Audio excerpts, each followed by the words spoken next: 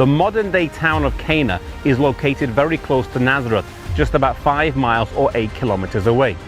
However, some scholars say that the ruins on this hill in Kirbet Cana is the real Cana where Jesus performed the miracle of John chapter 2.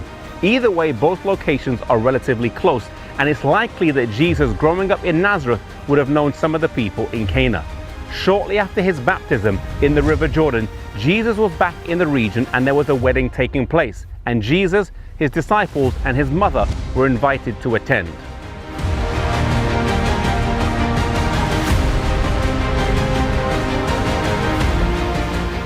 Weddings are usually meticulously planned, but even the best planned wedding has something that goes wrong.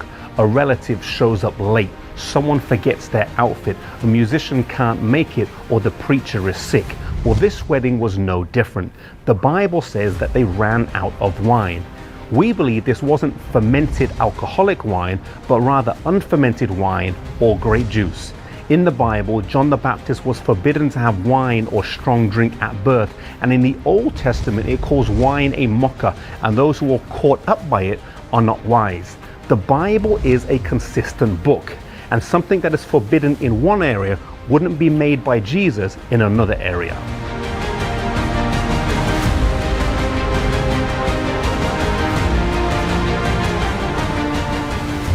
In John 2 verse 6, the Bible says there were 6 water stone pots, each containing 20 to 30 gallons each. In total, this would have been 120 to 150 gallons. If this was fermented wine, then someone would have gotten completely drunk and most likely gone home and done something harmful. Jesus wouldn't make something in such large quantities that would make harmful behavior possible and easy. In Cana today, they have some stone pots that are reported to date back to a similar time period and be a similar size.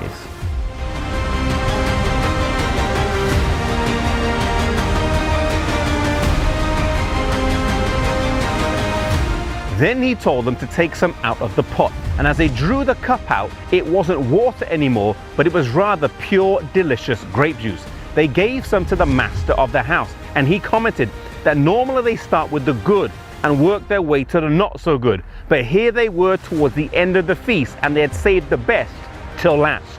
The wedding had been saved and the reputation of the family was able to remain intact.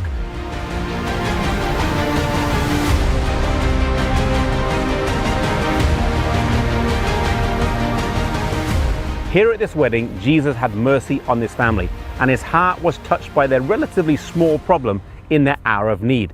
Jesus had compassion on them and helped them out during this time of trouble.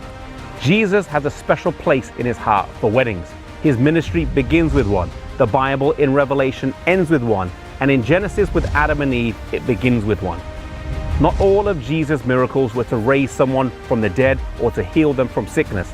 They weren't all to feed 5,000 people or to calm the seas.